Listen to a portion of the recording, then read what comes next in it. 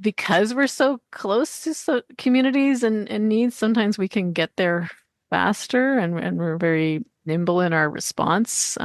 Because of that, our whole structure is designed to enable people, whether it's a education program or whether it's like your municipality is gonna try to pave over an area that's supposed to be protected. A member of Sierra Club is enabled and empowered to go and speak to council about things like that and maybe bring some resources and share that experience back to the broader Sierra Club community and the wider community in Canada, like with the reach, Connor, you have through communications. So yeah, I think that grassroots structure and having that link to a national network is something that's very unique to us, and it does enable us to get there faster on programming, but also on policy sometimes. Like I remember back in the days of fracking when that was sort of seemed to be a new technology on the landscape. Again, because we were working with communities who had a long experience, addressing issues having to do with mining and injustice and water protection.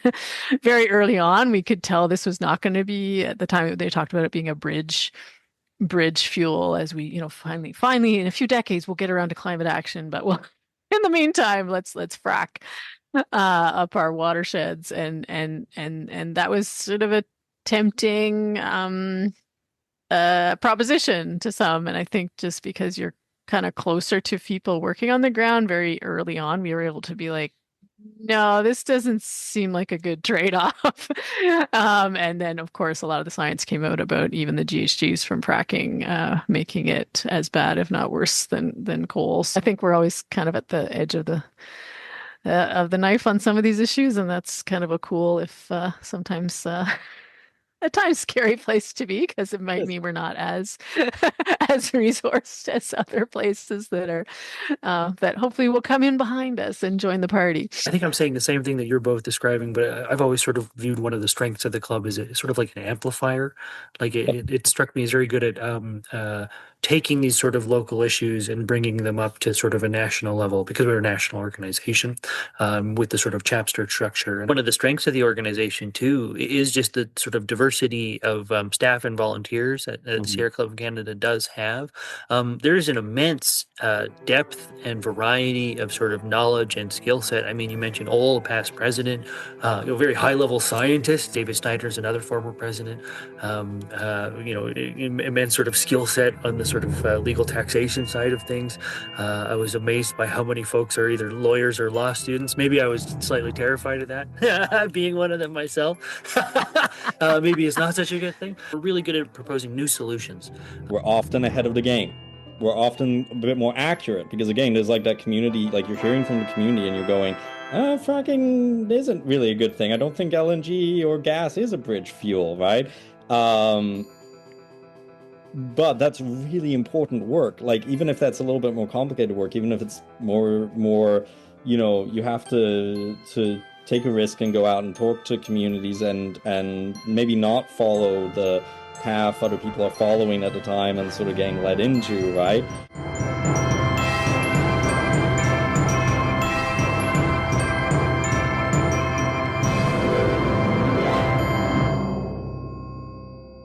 Welcome to another episode of the Environment in Canada podcast, a podcast about the environment in Canada by Sierra Club Canada. I'm your host, Connor Curtis, Head of Communications at Sierra Club Canada. Today, I'm going to be talking to Owen and Gretchen, our President and Executive Director at Sierra Club Canada, about the year 2025 in review, what's coming up in 2026.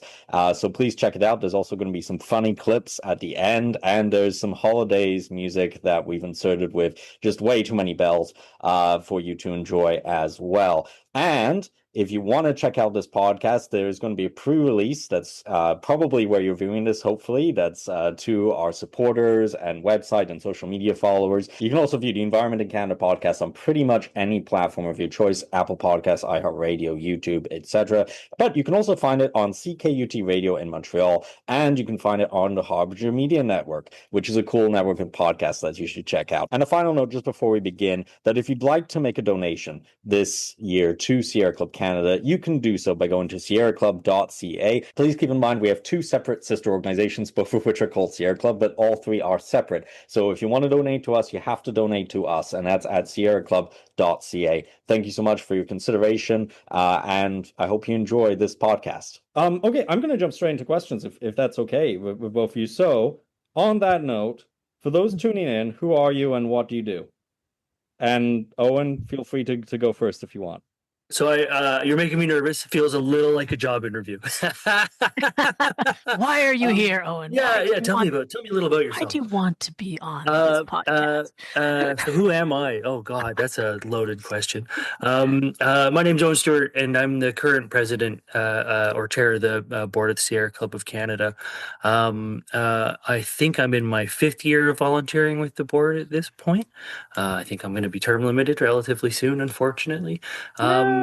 In my day life, I'm an Aboriginal rights lawyer, so I work with First Nations across the country, mostly sort of litigation focused, but a little sort of solicitor and sort of governance work as well. I've been involved in a number of different lawsuits at a number of different levels of court, mostly focused on sort of Aboriginal and treaty rights in Canada. I'm very lucky to get to work in this field, mostly because I'm a huge sucker for Canadian history, and there's a lot of overlap between sort of Aboriginal rights litigation, Canadian history, the sort of beginnings of this country, and there's also a lot of overlap with the environment. There are many your sort of classic Aboriginal rights are sort of hunting, fishing, and trapping rights. These are front and center in all the number of treaties in this country, and those are very much involved with an environment. You need an environment that can support a population of animals that can be sustainably hunted, fished, and trapped. What else can I say about myself? So that was where I volunteer. That was my day job. What else do I do with my spare time? We were just talking a lot about cooking. I cook a lot. I try to garden as much as I can, but I currently live in an apartment and my patio garden is kind of sad. So I wouldn't call myself a gardener right now. I do a lot of outdoor stuff. I spent a long time, I would try and do a long sort of 5 to 7 day backcountry camping trip every year after high school. I think I made it about 5 or 6 years in a row before life got in the way, and it's hard to find a week off to disappear into the woods, or at least it gets harder and harder the older I get. No, I've spent way too much time talking about myself. Gretchen, please. That's so great, Owen. And yeah, we've definitely benefited from all of those experiences with your leadership on the board. And I'm Gretchen Fitzgerald. I'm Executive Director of Sierra Club Canada, and I'm based in Halifax, Tupuktuk. And yeah, I guess in my spare time, I do a lot of gardening in the spring, summer, and Leslie Adams, who's on our conservation committee, has reminded me you can also do it in the winter. So there's a lot of seeds you can be planting, and they like to overwinter. So I'm going to try that this year. And yeah, also bird watching and just generally hanging out with my daughter, who's 10, turning 11 next month.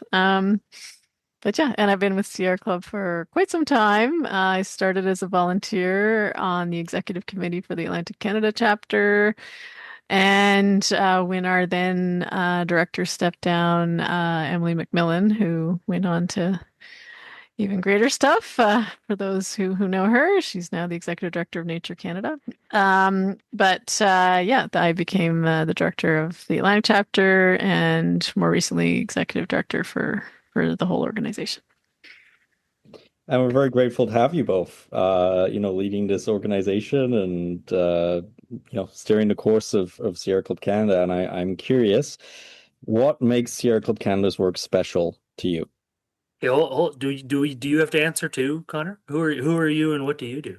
Oh, or does the audience what I do, because I do the intro. And also, like, this podcast, people have heard me, like, ramble for hours at this point. Okay, right on. Yeah, I wasn't sure. They need no more of it. So I'm really Right going to on. emphasize Yeah. the two of you. A friend of mine actually told me that the podcast is great for falling asleep too when I'm talking. Ooh, nice. You know, I've also heard I have a face Faint made for praise. radio. No, right on. Yeah. Nice, so complimentary, these friends. Yeah, Although, yeah. given our earlier conversation, I think a cookbook version of this, or a cooking version of the podcast might be in order. Might be kind of cool. Actually, yeah, that sounds like a great. We should do an I episode know. on like sustainable cooking. Maybe cooking while you're talking. I don't know. Anyway, I came across a bunch of old like I also fundraiser love cookbooks cooking. from back in the day where it was Yeah, sort of like everyone sends in a one recipe kind of thing, and then you buy the book for $10 and it's sort of a donation. yeah. Those are I great. thought that would be a fun idea for everyone from the board or from the committees can each sort of submit a recipe, and then we can have like a 12-course Sierra Club 12-course meal. Actually, Ooh. I feel ironically that Newfoundland and Labrador's cuisine is going to make a comeback with like, as we start to talk about scarcity of resources, right? Yeah. How do you, and I love, it's Anthony Yeah. Bourdain who said it, who said like the best cooking is not made by people who have an abundance of stuff. It's made by people who like did not have an abundance of stuff and had to make the cuisine work, right? Yeah. That's where actually like the Yeah. best like stuff comes from. So I do feel like there's just to tie into our earlier conversation, there's maybe going to be a comeback there of salt cod and hardtack and salt beef, but Yeah. Yeah, well, hopefully not. I think it would be a good I like thing. fresh food too. Living local. Like, I mean, honestly, I was really struck. I mean, now I'm hopping around, but really struck by some of the quotes from, I think it was the leader of the Haida Nation just saying with the coast, with the idea that we're going to build a pipeline and threaten coastal communities on the West Coast, in some of the most dangerous waters in the world, never mind Canada, for having, oil tankers, bitumen, tankers full of oil going through them. He's like, well, our economy and our society relies on local food. Yep. Like, you know what I mean? Like, so it wouldn't be a terrible thing if we relied a little bit more on like a healthy local environment. Oh, I think So, I've yeah. always thought so much of both British Columbian and sort of broader Canadian identity is so tied to the natural environment, right? Like, Yep. it was a huge part of the coastal economy, both in the Maritimes and the West Coast, cod and salmon. And cod sort of took a turn for the worse in the 90s, and salmon hasn't been doing great for the last 2 years. So I No. think there's great concern that these big sort of important both economic and just sort of in terms of sort of social identity species that are sort of Yep. under threat. It's no surprise that people sort of react so strongly to these. Well, sort of my people uncle's who a know about salmon it. fisherman in the Yukon, actually, and going through that, and that's it's an international border issue with the United States. It's a local sustainability issue. It's an indigenous rights issue. It's all of these things. It's actually sort of at the core of a lot of the stuff we're discussing right now is local food systems and how do we make those more resilient? Because I mean, if you want to weather all this economic stuff that's happening, right? Well, you can get around that if you can grow your own food, right? Like to a great extent more than you can if you can't. But on that note, just to bring things back, what makes Sierra Club Canada special? Maybe we're doing some of this work. I don't know. You tell me. Do you want to start first, I Owen? don't know that I don't know this is for something particularly special, but this sort of reconnecting to the land and sort of local food security. I feel like this is a classic sort of environmental group thing that is sort of your backyard planter boxes. I think I did this in my like early teens. I forget what doing the Katimavik program, where you sort of spend a weekend, you build as many sort of planter boxes, and folks from the community come out and either help you build them or take them home, and you teach them a little bit about gardening. And I've thought backyard gardening is so useful for sort of connecting people to the broader environment, because then if you've got a tomato plant in the ground, all of a sudden you're paying attention to the rain and the weather and how dry it's been out. And if you've had a tomato plant for a few years, you're seeing, holy smokes, my tomato plant is in bloom way earlier than it ever used to be and growing for way longer than it ever has. So yeah, I'm in Victoria, BC right now. This might be one of the mildest Decembers I've ever lived through. Sort of born and raised on the coast. It was like 10 degrees yesterday, like Oh December my gosh. 15th. Hmm. It was balmy for what should be the middle of winter. But you asked about what makes Sierra Club special. I've always thought one of the things that really makes the Sierra Club stand out is the Wild Child program and the outdoor experiential education. I was lucky enough to do to have the opportunity to spend a lot of time outside and to do a lot of outdoor sort of experiential ed, both sort of directed through programs and not. And I think giving that opportunity to kids in Edmonton in the Maritimes is hugely beneficial. model, I think, is absolutely one of the things that separates our organization. I think is one of the highlights of what we do every year. And one of the things, I'm getting ahead to your next question, is one of the highlights of the things what we do every year. And one of the things that I look forward to every year is the sort of continuation of the program. Just the photos at the end of the year of all these kids having fun outdoors, sort of learning stuff, or not even knowing they're learning stuff, right? Just having fun at a summer camp. I think it absolutely makes the organization special. Yeah, it certainly grounds us, and it's interesting. Like that program grew out of like a need that was like recognized locally just by educators that we were working with who were seeing that children in schools were not able to recognize very common species, and it was just becoming very clear that there was a real disconnect from we're not talking going out and seeing lynxes and like mountain lions, like things like squirrels and deer, or things that are relatively common on the landscape. So yeah, just really needing that need was there, and so Wild Child really grew organically out of that. And there's a huge movement, obviously connecting kids to nature, these forest school movement. But just to be kind of at the forefront of that, I felt at the time in Canada, that was something uh because we're so close to communities and needs, sometimes we can get there faster, and we're very nimble in our response. Because of that, our whole structure is designed to enable people, whether it's a education program or whether it's like your municipality is gonna try to pave over an area that's supposed to be protected. A member of Sierra Club is enabled and empowered to go and speak to council about things like that, and maybe bring some resources and share that experience back to the broader Sierra Club community and the wider community in Canada, like with the reach, Connor, you have through communications. So yeah, I think that grassroots structure and having that link to a national network is something that's very unique to us, and it does enable us to get there faster on programming, but also on policy sometimes. Like I remember back in the days of fracking, when that was sort of seemed to be a new technology on the landscape. Again, because we were working with communities who had a long experience, addressing issues having to do with mining and injustice and water protection. Very early on, we could tell this was not going to be, at the time they talked about it being a bridge fuel, as we, finally in a few decades we'll get around to climate action, but well, in the meantime, let's frack up our watersheds, and that was sort of a tempting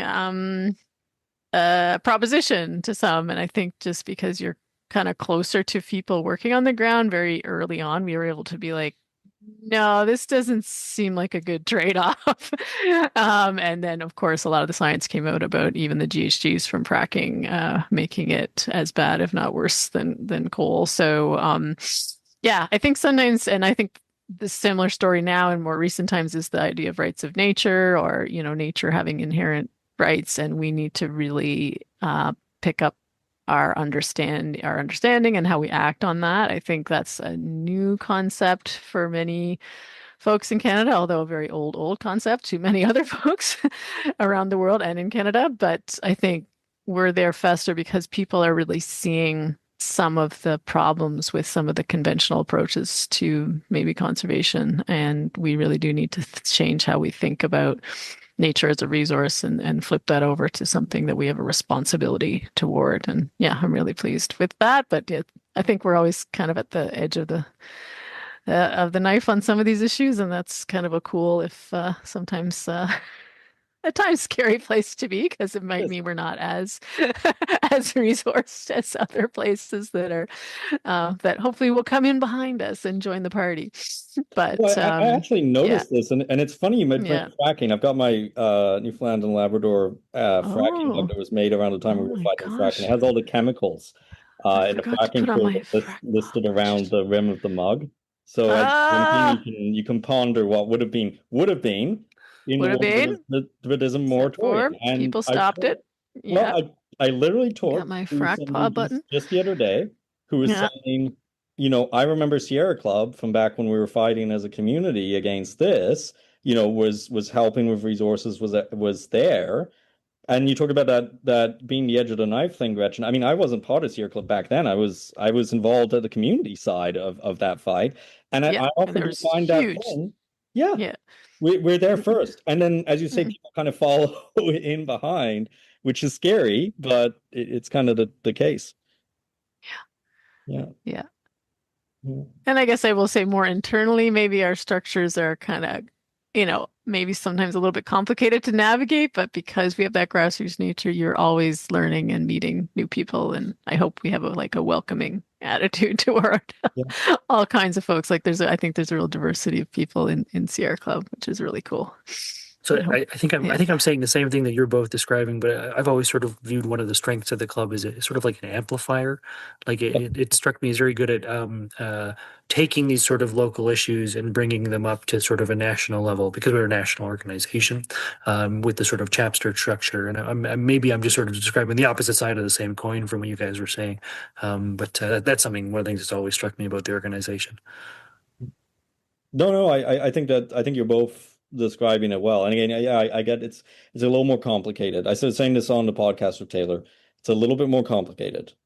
We're often ahead of the game. We're often a bit more accurate because again, there's like that community, like you're hearing from the community and you're going, fracking isn't really a good thing. I don't think LNG or gas is a bridge fuel, right? Um, but that's really important work. Like even if that's a little bit more complicated work, even if it's more, you have to take a risk and go out and talk to communities and maybe not follow the path other people are following at the time and sort of getting led into, right? But that's a part of that ecosystem of environmentalism that's really valuable, right? Like that maybe gets not appreciated as much as it should. And so I'm curious, maybe in that respect or others, what is something we did this year that stands out to you? Oh boy. Me or Gretchen? I go So go ahead, many Gretchen. things. So many things. That's the problem. It's like picking a baby, It picking a doesn't just child have to over be the one. other. Anyway, I mean, so many. Oh my goodness. Um, I guess I'll pick like kind of a one that's maybe less obvious to the broader public, but I think and I guess an internal one, but I really think that the way Don't that pick we the did our same one I'm going to strategic pick. planning. Oh no! What's that? I was going to pick the strategic planning too. I know, and I was worried about that because you were there too. It's fun. It's a Anyway, lot of maybe I'll fun. leave that to you to No, describe. no, go But ahead. Go ahead. I think the way that we did it was different than a lot of w- um, traditional ways of doing a strategic plan, like in the sense of really trying to get at root causes, but also bringing our own personal experiences to that. And of course, this was led by Jessica Murray and Raisa Marks, both with different leadership styles, but like, yeah, just bringing different things to it. But using the framework of the work that reconnects, which is a broader, obviously, methodology and movement, trying to really get people to connect to their core and how they feel about this work, and because that really is, what's going to drive change in the end, and also confronting the fact that some of us are at times feeling, fearful, anxiety, hopeless. There are aspects to this work that can be quite challenging, and the sense that you need to bring community together to share those feelings and hopefully deal with them together. As we, chart a path forward. And I think the outcome from the strategic plan was pretty damn awesome. So in terms of a vision that centers nature and with care and a society with care and compassion for all, like I just think the outcome from that was so special, and it really showed like the richness of the process we'd been through. And just for myself, I personally have not actually gone on a retreat before. And, as executive director or as a staff person, you kind of go into these things with you're like, okay, here's my three things, and I got to make sure that I talk to X and Y and Z. And like, and yeah, you don't always come out refreshed, let's just say, because you're on the cloud, you're working. But I think the way we structured it, and the community that we have, the people that we work with together, most closely in the Sierra Club, I think creates that sense of you can, yeah, you can chill a bit, and you can really let your own persona come forward, and etc. So like I really did feel refreshed and rejuvenated coming out of that, which is not always the case. Yeah. And then I mean campaign wise, it's really hard to pick. I mean, I think it was just so cool what Jessica was doing with the Line 5 work and breaking the world record on origami fish. Like there were just some cool collective actions that we really contributed to this year, I really felt.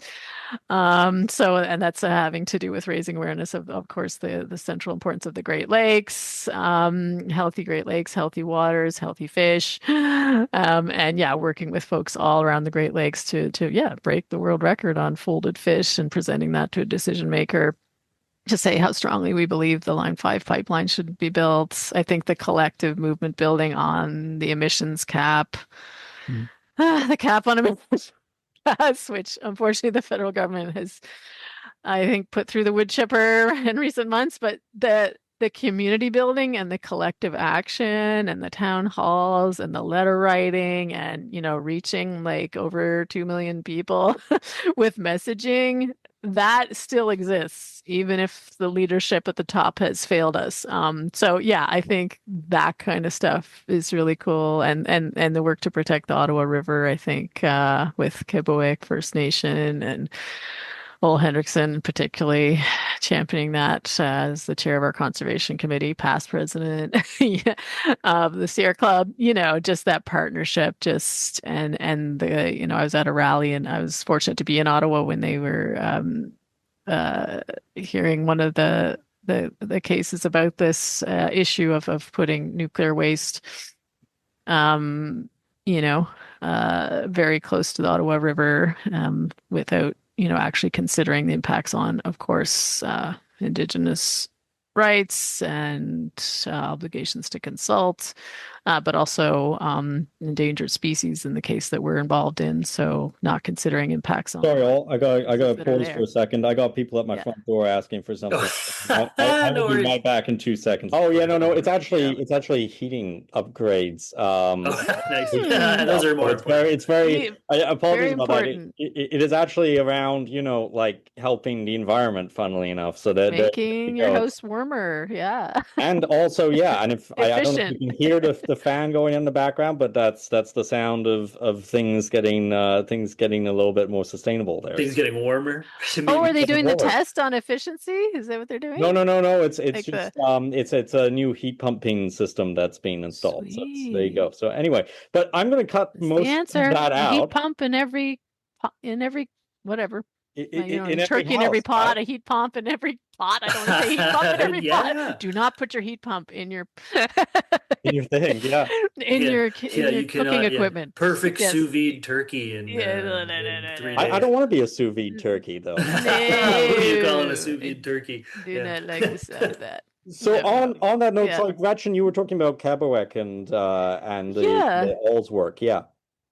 Yeah, and just how entwined that is, with regard to, collective action and obviously a legal challenge, but also to the Chalk River nuclear waste dump proposal. But it's also, uh, I think, sort of acting on our idea that we are responsible to each other and community, but also responsible to the species that are threatened by some of these terrible projects that are being proposed. So Mm. yeah, yeah, those are some of the things I think of off the top, but there are so many. I know I'm going to be forgetting and kicking myself later, but yeah, I don't know, Owen, if there's things and So Sorry for jumping the no, gun on the all strategic. good, all good. I think you've covered all the. I've got no, there's no highlights left. Of course, I would have picked the strategic planning session this past July.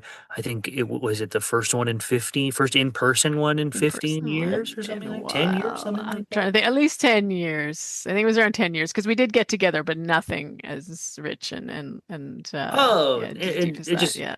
and so, yeah, for me, like I've been volunteering with the board for 5 years, and this was the first time to meet all of these folks sort of in person in one Yeah. place, and to have those conversations and to sort of build those relationships that really help, effective governance and communication and dialogue and all those things that you need for an organization to work well.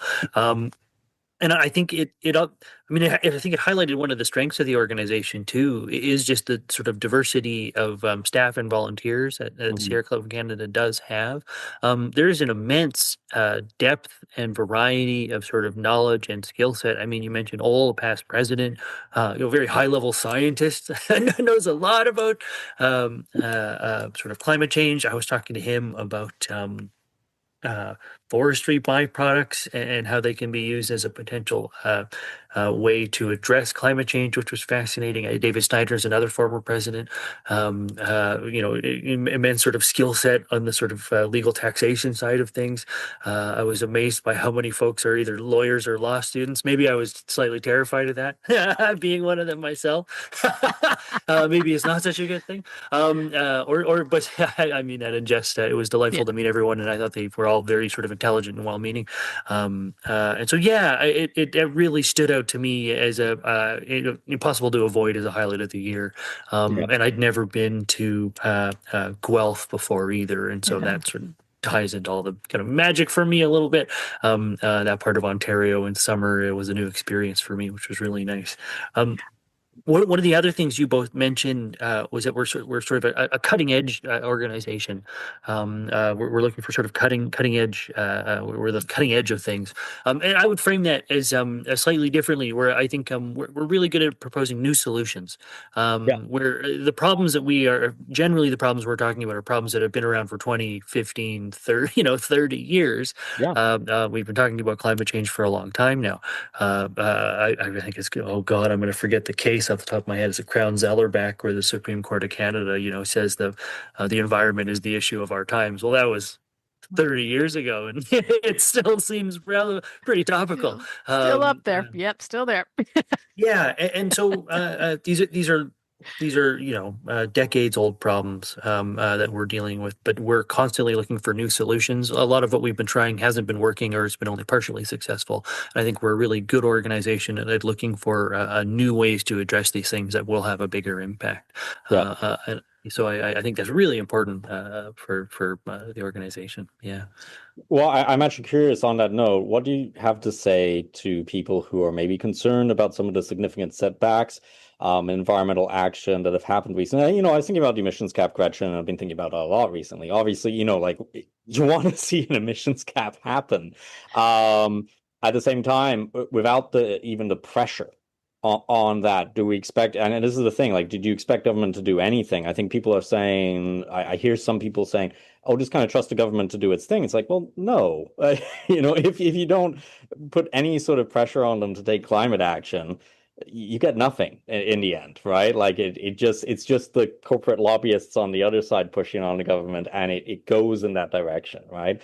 And so I am curious, what do you have to say to people who are maybe concerned about some of those setbacks, and how do we find hope in this moment? Yeah, and I always remember one of the most passionate activists I work with, Mary Gorman, who really was instrumental in stopping oil drilling in the Gulf of St. Lawrence. She was, you know, uh, you know, uh, she would always say, the people lead and politicians follow. Yeah.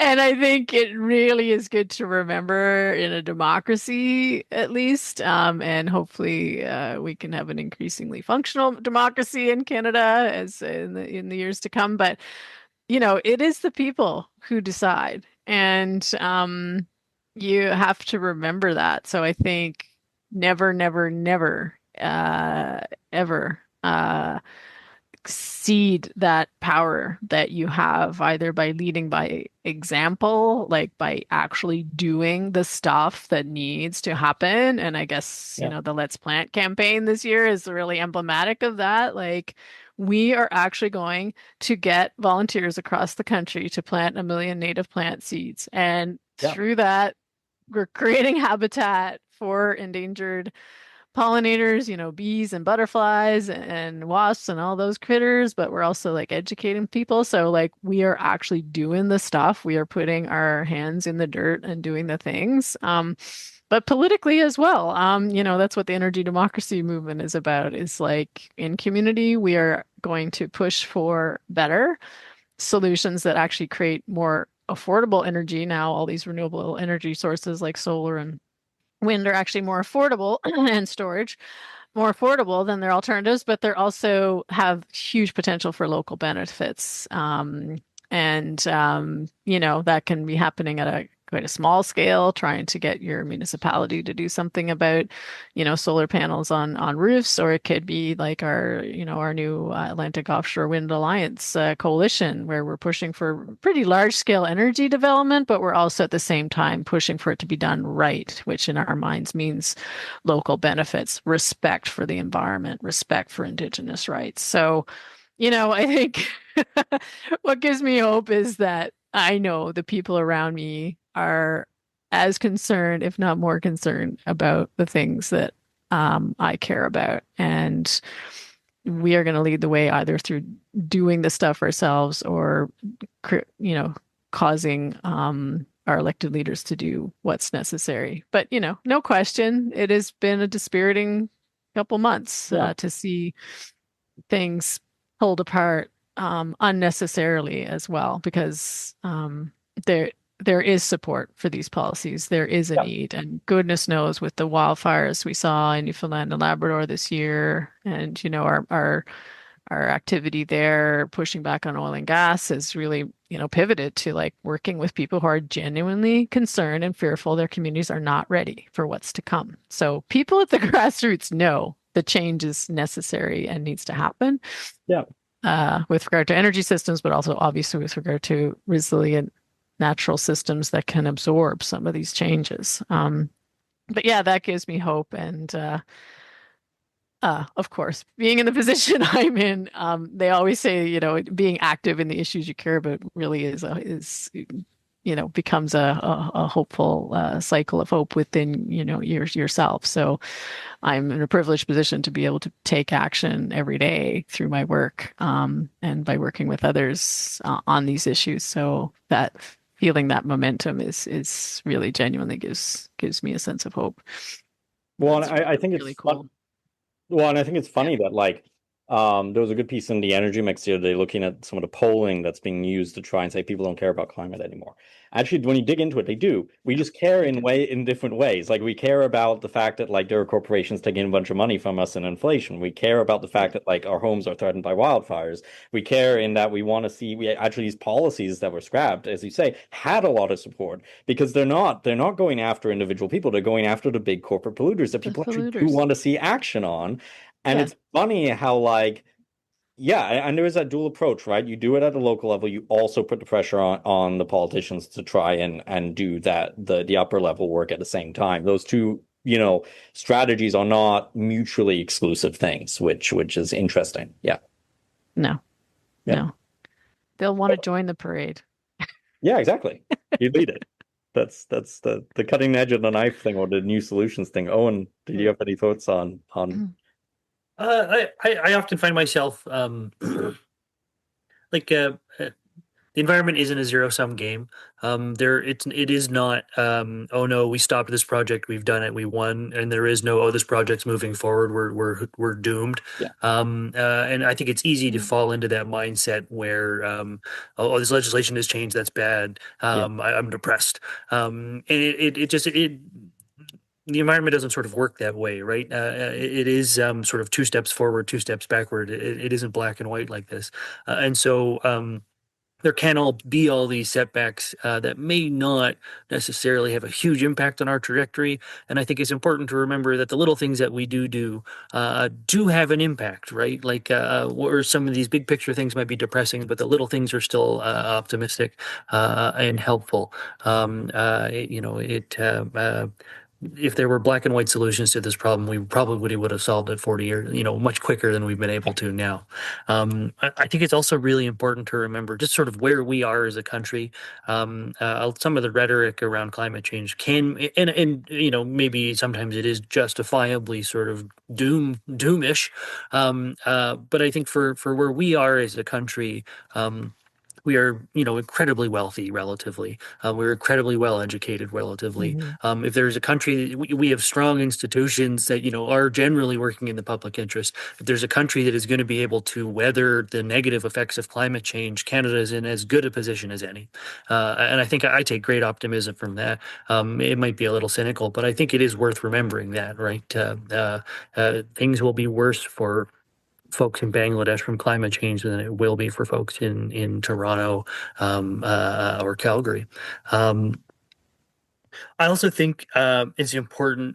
I think you should take hope from all the little things that you do. And I'm 100% using this as an excuse to talk about my Christmas giving this year, because I love alliteration. And so my Christmas plan, I call it my Christmas. Oh, geez, I had to write this down. It's my Christmas gift thrift grift.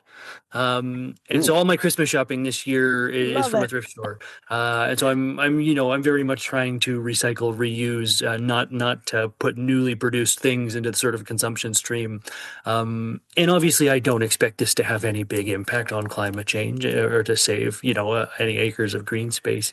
But I do think it is, if other people, and I know I've met other people like me who do similar things, believe it or not, if there are enough of us, that does have an impact. And I do think little things like that are worth taking hope from. And I think you framed the question, Connor, as setbacks in the environmental movement. I mean, I think there are sort of setbacks generally for governance in the Western Yeah. world.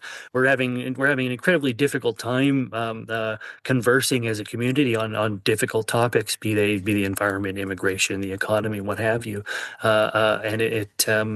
The rhetoric has never seemed more toxic, and it's never seemed more difficult to reach across to someone who might disagree with you and have that conversation. And so I take hope from the season. Like, it is Christmas time. Like, this is a time of sort of kindness and generosity. And I think it's really important to remember those things in the work that we do. And we are, we all live in the same country together, whether we like it or not. We're all going to be stuck under the same roof. So we should all make an effort to be kind to each other and to try and get along. And I sort of take hope from the Christmas carols. I'm a sucker for Christmas movies. And so I think I take hope from the season. Yeah.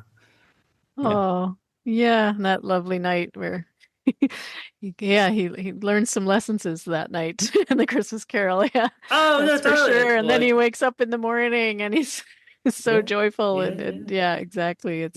And yet it's really true in this time of cynicism. Yeah, there's a lot of parallels, I guess, with Dickens's you know, the London and the England that he Oh, writes Christmas about in our Carol. Yeah, days. yeah. Yes, Or with the even uber wealthy and then obviously the very, very, very poor and yeah, there's that distance between the uber wealthy and Well, everyone else but even thinking about it basically, and then historically, people living really close to the bone. Yeah. yeah. But Sorry, what even did you say, Connor? Well, just to say, Yeah. even historically, like if you look back on that time period, yes, it's that Mm, period where there is that extreme difference.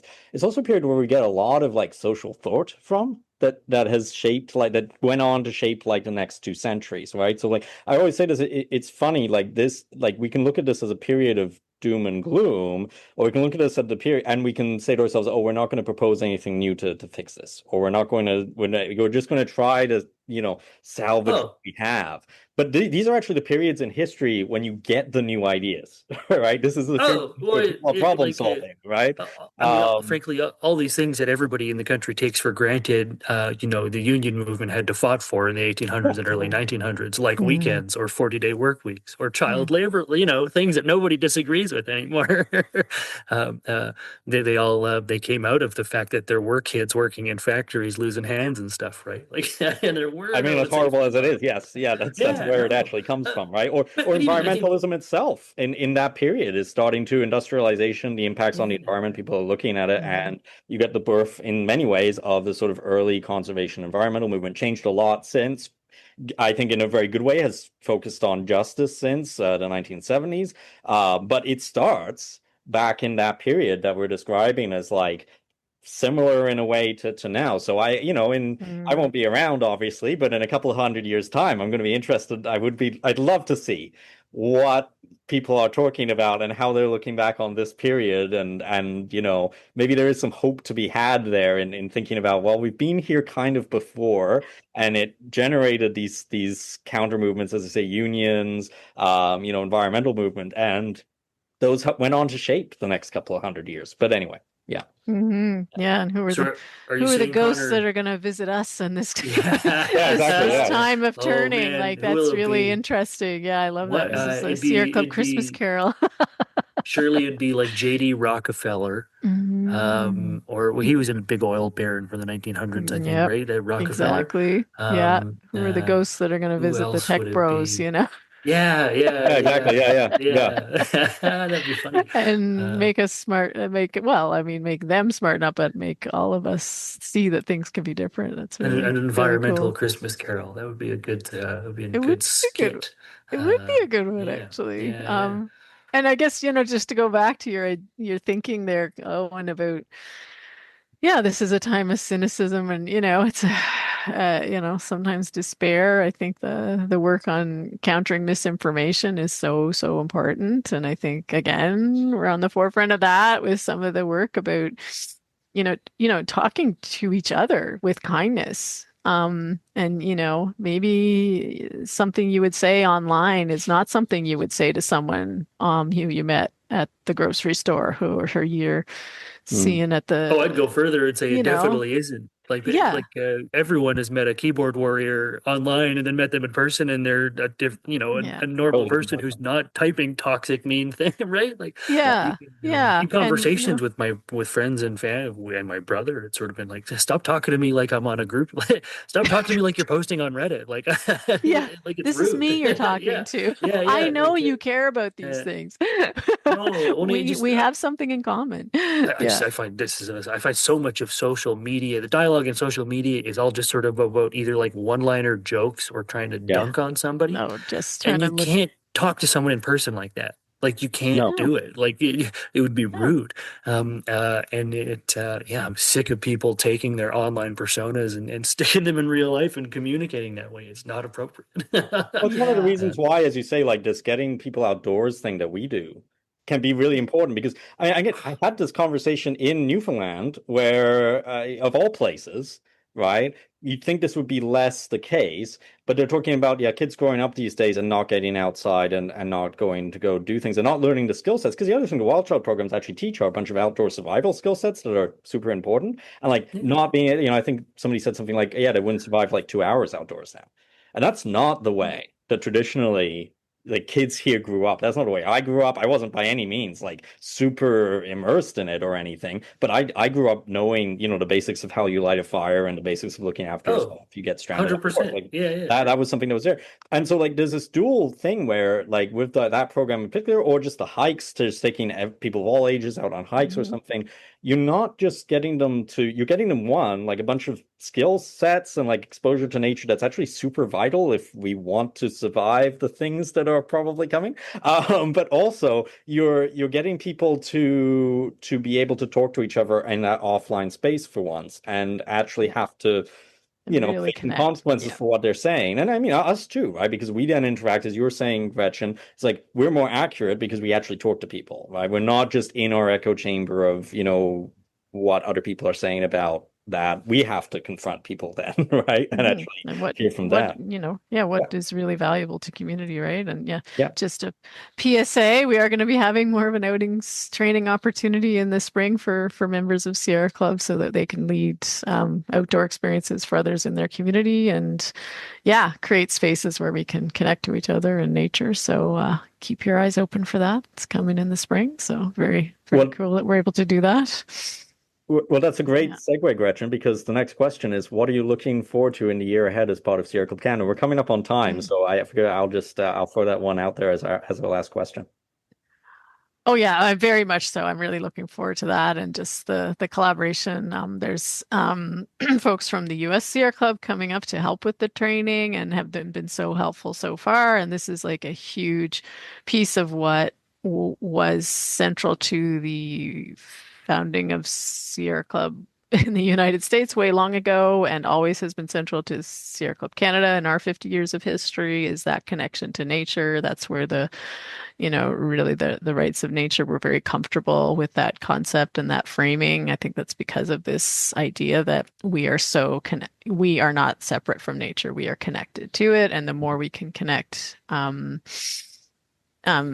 to nature, obviously the better we are, spiritually, mentally, physically, but also, it really does drive that sense of community that is central to all aspects of our work. So yeah, really excited to see that we're able to get some folks with the skills they need to start doing that kind of work. Through the training opportunity. I'm really excited to see how the Atlantic Offshore Wind Coalition, like how things come forward. I mean, things are moving fast and furious with regard to the potential advancement of an energy source that could change the story of energy in Canada. I don't think it's an exaggeration to say that. I mean, Hmm. I grew up in Newfoundland. I mean, I've lived in Nova Scotia for a long time, but I'm very familiar with the story of Atlantic Canadians going west to build projects and first Toronto and then further out west with regard to the tar sands and oil development. So this could be an energy system that's, has huge potential for getting folks, having more heat pumps that are actually powered by renewable energy across the country, but, also like creating some of those employment opportunities and kind of balancing some of the imbalance with regard to how oil and gas drives our politics now. So I'm just really excited to see what kind of policies we can put forward and yeah, how we can create a more connected grid, uh, energy, renewable energy pipeline in Canada. So yeah, I'm really excited to see how that goes. And then also, one thing I've neglected to mention and was really obvious at our strategic planning session was the intergenerational aspect of some of our work and the fact that Sierra Youth is becoming more and more powerful of late, like more members and more activity happening in that chapter has been really inspiring, and I'm just really excited to see what they do with this moment, which I think, has been obvious from this conversation, we all feel we are at a bit of a pinch point in history, and there's going to be some really interesting, innovative things that come out of it, as often happens in human history, and I think it'll be really. I'm really excited to see what Sierra Youth does in the year ahead. It's been really cool to work with CRU in particular because they've been really, you talk about the cutting edge of the knife and doing things like they've really ordered new solutions, like they've really been and they've expanded our capacity rate to like even surprise, as we've had many chats about, right, even surprises the rest of us, right, like we're kind of doing a bit of catch up. There's I was just thinking about energy too. There's all this sort of interest now in sharing energy. I mean, there's even that proposal for a power line between Europe and Canada that I'm seeing, which ironically puts Newfoundland and Labrador as the gateway of energy between the two Yes. continents. Right. And when we talk about like, oh, shipping LNG or like oil, that's so expensive and wasteful. And like, why not just have a power line? And, it's nighttime in Europe, maybe the solar power is down a bit and there's wind energy, offshore wind energy being sent to Europe, right? Yeah. Like it sounds outlandish, but there's these new thoughts thinking about this that's happening, right? Yeah, I don't know. It's just really inspiring. Owen, did you have any things you're looking forward to in the year ahead? Both the year ahead and the sort of years following, I'm excited to see the strategic plan sort of get implemented. There's always it was my first strategic retreat, but I've been involved in a few strategic plans, and there's always the sort of moment where here's the plan, here's the thing in writing. Now, how does it actualize itself on the ground? And I always find it fascinating, sort of how it does sort of get actualized, and I'm excited to see how our most recent strategic plan sort of comes to fruition on the ground. Yeah. Mm-hmm. Yeah. Any final thoughts before we end today, or perhaps a message for supporters or people listening to us who have no idea who we are but are seeing this online? Oh, just if you're interested, intrigued, want to know more, I really mean what I say. I hope we are a very welcoming community, and we try to embody that in all we do. So yeah, Yeah. please consider joining us either as a member or making a contribution as part of your year-end holiday celebrations, gifts to yourself, gifts to your family, gifts to the world. Yeah. It all really does add up. And yeah, I think we have so much potential to make change in this moment. And I think being kind of at the the tip of the spear or at the edge of the knife is like I say, it's an exciting place to be. And yeah, like the more folks that are putting their weight behind it, the further we're going to get in this moment. It is a really critical moment in history, and I think Yes. we can make things a lot worse, or we can make them a lot better. And I think the work we're doing is huge potential for the better. Yeah. Well, listen. Oh, Owen, go ahead. I'd probably close just by wishing everyone who listened sort of a happy holidays. I hope everyone is warm and spends it with family. And I think if you're listening to the podcast, you're probably already a bit of an ally. But I would always encourage folks, don't be afraid to one, learn about these local issues in your community, and to talk about them with your family over this Mhm. period of time. Yeah. There is a good way to talk about things that controversial issues with folks, and I would encourage everyone to sort of make an effort to reach out and have difficult conversations regardless of the topic with your family over this period, Yeah. but make them as undifficult as you can. And for everyone too, if they're curious to learn more about the Sierra Club, check out the website. It recently got overhauled. It looks fantastic, and there's lots of good information there. Well, thanks, Yeah. Owen. And SierraClub.ca. And I will put a link in the description to a podcast we actually did in December of last year that is specifically just about tips, skill sets, things like that for talking with family about these issues, Yes. Oh, particularly totally. Yeah, yeah. Yeah. holidays, any time of year, really. And actually anybody. It could be family, could be friends, coworkers, just random other people, could be online, offline, whatever. But just like general tips about how to chat about this stuff that I'll share a link to. But Yeah. thank you both so much for joining me today. I really appreciate it, and thank you for your leadership over this long while getting the club to this point. Yeah. Well, thank Just, you, Connor, and thank you, Owen, and take this time to wish you a happy holiday. All the best and the brightest. it's always a pleasure chatting with you both. We try to capture funny moments for these so we can edit them in and everything. So with permission, you get to see this before it goes out, right? Well, Newfoundland and Labrador is I've never been, and it's one of the last provinces I've had to visit for me. Can't wait to go. You gotta go. You've got to. I'll send you like a million things you got to go see. So I've always wanted to see the Viking settlement way up in the north. Like for whatever, like since a kid, I've always wanted to see it. Like so that would be very high on my list. Yeah, all those heritage moments on television paying off. Oh, well, just the history. Like I read the Viking sagas, right? Like Oh, the history of fantastic. it all, and just the sort of like no one knew they were there until it was finally confirmed. And like, look, we found the village. Like Finland is a real place that. Yeah. Yeah, I grew up like 40 kilometers from there, actually, in St. Anthony, and I can remember just running over what we now know were the vestiges of the walls of the sod Oh, huts. no kidding!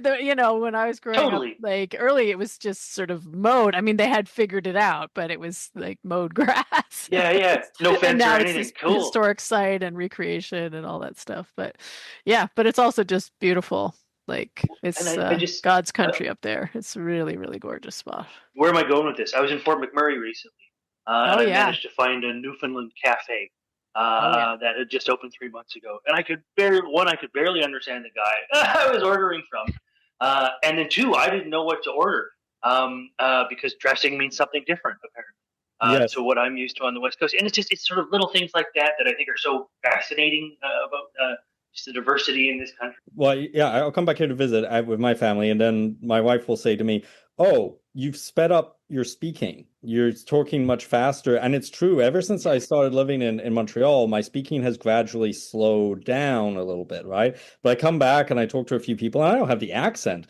but I do speak fast. And yeah, dressing in fries and gravy, which is, most Montrealers would, feel is this horrific sin, but I love it. So, Oh, I was But embarrassed. they Like eat some poutine. lady, the lady at the table beside me had to sort of lean over and say, like, dressing. It's not salad dressing. Because the server was having a tough time telling me, and then and it was cheese. Oh, that's yeah, funny. had cod tongues last night, funnily enough, which is Oh, another. no Oh kidding. wow, Okay, that's so a real maybe you guys can thing. tell me. I keep seeing like a big, and we're miles off topic, a big tub of Newfoundland. It's like a branded product of Newfoundland. It's like beef. Salt beef, yes. Salt beef. Okay, what do you do? I almost bought some. You can do it yourself. I actually do it myself because it's hard to find in Montreal. And this is a commonly misunderstood. Yes, it is true that a lot of Newfoundland cuisine resembles like food from sailing ships in the 19th and 18th centuries. That is true. It is also like delicious, and it has its own culinary history that is like very unique that you don't really get anywhere, even in Nova Scotia. I don't know, Gretchen, you can confirm this to me or not, because I haven't spent much Yeah, time there, no, but you not don't really. really I get mean, it. yeah. Yeah, Oh yeah. man, I'm Yeah. here for Yeah. this. Like I love cooking, and like the diversity of cuisines, and Quebec always gets sort of held up as the Canadian cuisine. I feel like it's I visit people who come to BC and they're like, "Oh, can't wait to get some poutine," and it's kind of like, get out of here. That's an East Coast Yeah, thing. nothing wrong with poutine. I love poutine. I love Quebec What's the hate about poutine? Yeah. And the ironic thing is, Quebec and Newfoundland and Labrador both have those like unique culinary traditions that are kind of isolated, right? Like I'll send you my recipe for fish and brews that I just sent to my aunt the other day. Okay, cool. No, I'm super into it.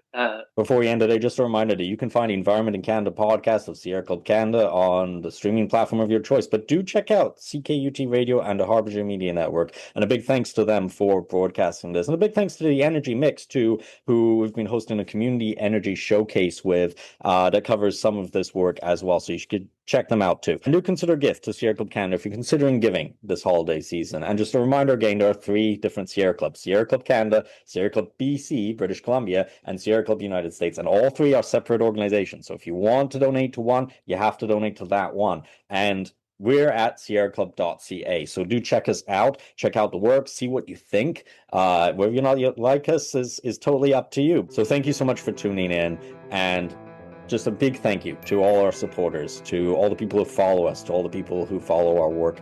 We couldn't do any of this without you. Thank you so much, and have a very happy holidays.